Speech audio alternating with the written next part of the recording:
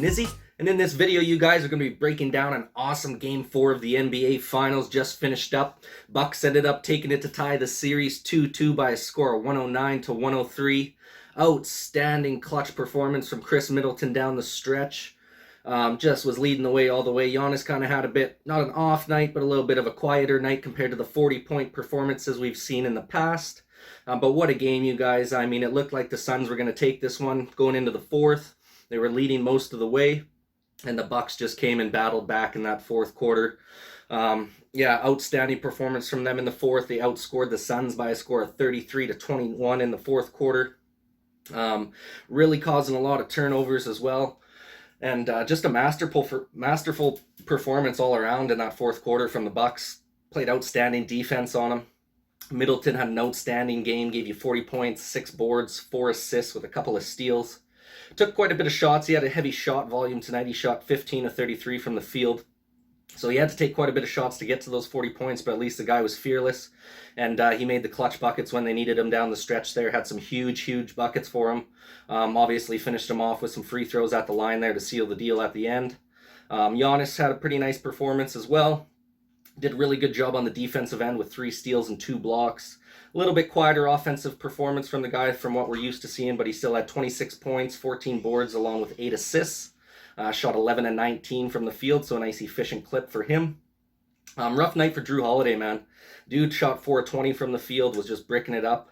They're lucky that Middleton showed up in that fourth there. They needed every point that he gave them. And Holiday, hopefully that guy can turn it around for Game 5 because they're going to need a little bit better performance from him shooting the ball. Obviously, when you go 4-20 from the field, that's not very ideal. Something strange to me, too, is the fact that he took more shots because Giannis had 19 shots, Holiday had 20. I would have liked to see that reversed. I would have liked to see Giannis even have a little more than that. I could have seen Giannis up around 25, 26 shots, and maybe have Holiday down around 15, 14 shots just because he wasn't hitting at such a high clip this game. But nonetheless, it didn't make any difference in the end. The Bucks still take the game. Booker, another outstanding performance from him, 42 points, 1 rebound, and 2 assists. Super efficient night shooting the ball. He shot 17 of 28 from the field. Rough night for Chris Paul, unfortunately. Only gave you 10 points, 4 boards, and 7 assists. Rough shooting night as well, only shot 5 of 13 from the field. And something that's very strange that normally you don't see Chris Paul do a lot is he turned the ball over 5 times this game. I believe Booker had 4 turnovers as well, so between your top 2 guys, he had 9 turnovers. They had, I believe, 17 turnovers total, the Suns did, so the Milwaukee Bucks did a phenomenal job on the defensive end, being able to get the steals. And then they did a great job on the offensive end. They only had 5 turnovers the entire game, so they won that battle pretty handily. Bucks also outscored them 15-0 in fast break points. Obviously, when you're getting lots of turnovers and stuff like that, it's a lot easier to score in the fast break, so no surprise that they led there. And another crazy stat, you guys, is that they took almost 20 more shots than the Phoenix Suns, and that's all due to their offensive rebounding. I mean, these guys were outstanding on the offensive glass. They were, 17-5. They out-rebounded the Suns 17-5 on the offensive glass. That's just crazy. They had 97 shots total compared to the Suns' 78 shots. But they didn't shoot as good. The Suns had a 51% field goal percentage as a team. The Bucks only shot 40% from the field, but just because he had those 20 extra shots, it just makes that much of a difference, being able to get those extra shots up to be able to take that game. So outstanding performance, great game to watch. It was nice and close and tight game all the way through. First quarter was pretty stagnant. I think I had turned the game on about halfway through the first quarter there, and I couldn't believe, I think it was like a 16-14 game with like three minutes to go in the first. It was super low scoring, kind of a sloppy start, slow start to the game. Both teams are turning the ball over early, taking dumb shots, and just kind of, as you could tell, it was just stagnant. Maybe there's a little bit of nerves going into the start of the game there for both sides because it was just a little bit stagnant offense for both teams. And then they proceeded to start really getting things going in the second. Both teams did. And then the same thing in the third. The Suns kept pushing the pace there. Another slow start in the second half for the Milwaukee Bucks. And then that fourth quarter hits, man, and they just turned up the show right there. Like I said, outscored them by a score of 31-22 in that fourth quarter. Outstanding performance from Middleton in the fourth. He wasn't really hitting too many shots throughout the game. Like I said, he had to take 33 shots to get 40 points, so not super efficient. Shot 15 of 33 from the field. but made the baskets when it mattered most down in the fourth quarter in the clutch time situations in the late game there. Just an outstanding performance from him. And now we're tied up 2-2, you guys. We're going to have to see what happens. The next game goes over to Phoenix for game 5. We'll have to see what happens there. Going to need a better performance from Drew Holiday for sure. Shooting 420 is just not going to cut it. Especially, I think there's a stat out there that they win, I don't know, can't remember exactly what their stat line is, but they win most of their games when Drew Holiday gets 20 plus points. So the fact that they were able to hang on to this one with him only getting 13 is pretty huge.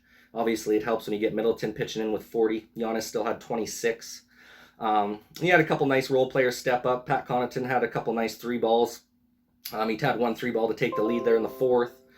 I think he finished with 11 points as well, shooting 4-7. So he wasn't too bad either. Made a couple key baskets for them. PJ Tucker once again had a solid defensive night. And just an all-around good performance in that 4th quarter to seal the deal. They needed this one, man, because if the Suns took this game, it was done. It was over. I would have guaranteed a Suns victory in Game 5 if Milwaukee would have lost this game. I just think it would have been too big of a hurdle to climb. Obviously, tough going into an opponent's building down 3-1 and being able to take 2 of the 3 plus your home game to go in 4-3 there. So this was huge, man. This keeps the series going here. It's going to be a battle of the best of 3 series now going into Game 5. Super excited to see how the outcome of this series ends. It's been an exciting series so far, you guys. I love seeing these small market teams duel it out. Like I said, neither of these teams have won a championship. I mean, the Suns have never won a championship. Milwaukee hasn't won one in 50 years, so it's an exciting time, man. One of these cities is going to get to be celebrating something that they haven't seen in a long, long time. So it's going to be exciting. A couple games left here to see who's going to take it home. Curious to get your guys' opinion on the game. What do you think? How the performance was for Middleton and Drew Holiday? You would like to see Drew Holiday shoot less or more? Personally, I'd like to see him take a few less shots there. I'd like to see Giannis be a little more dominant in the paint. That's something I noticed too when they were stagnant in that 1st and 3rd quarter. At the beginning of the 1st, the beginning of the 3rd quarter, there they were just taking a lot of complacent jump shots. They weren't really pressing in the paint too much. Phoenix did do a lot better job this game containing Giannis as well. I think the fact that DeAndre Ayton didn't get into foul trouble was big time for them. Obviously, having him being able to guard Giannis throughout the entire game helped them out a little bit just to contain him. Obviously, only allowing him to 26 points instead of the 40-point bombs he's been dropping the last couple. So yeah, you guys, crazy game. I mean, I don't understand the 3-point shooting. Both teams were atrocious tonight. The Bucks shot 24% from 3-point range, 30% from 3-point range for the Suns, so neither team was really banging home the 3 balls. Personally, Milwaukee's got to focus on driving it into the paint a little more, I think. I think they had 29 3-point shots that they heaved up. I mean, I would like to see them more around the 20 to 25 range. I just think when you have such dominant paint players like Giannis, Brook Lopez, guys like that who are really good in the paint, you might as well just keep driving the ball in there, plus getting guys into foul trouble. Definitely helps it out when you can get guys getting out of the game. Booker got into foul trouble there late in the 3rd quarter, so he had to check out of the game for a significant amount of time, which then allowed the Bucks to get back into the game there. And then a crazy play there. I think there was about 3 minutes left in the 4th quarter. They get a steal. Drew Holiday's going down for the lay-in, and then basically Booker just wraps him up, just freaking hugs the guy and brings him down. No foul was called, which was crazy. It would have caused Booker to foul out of the game with about 3.5 to go. They decided not to call a foul there, which was obviously a blatant foul. The guy basically just wrapped his arms around him and dragged him down, didn't allow him to get a shot off. But Giannis came in and finished up with the offensive board and put it in for the putback, so it didn't really matter that much, other than the fact that you would have liked, as a Bucks, if you were a Bucks fan, you would have liked to see that call happen just to get Booker out of the game, which he should have been out of the game because it was a blatantly missed foul call by the refs there. A couple ticky-tack calls that the refs did. There's another one. PJ Tucker hit the hand of Crowder in the corner from a 3-ball after he had already released his shot. Milwaukee Bucks decided not to challenge that.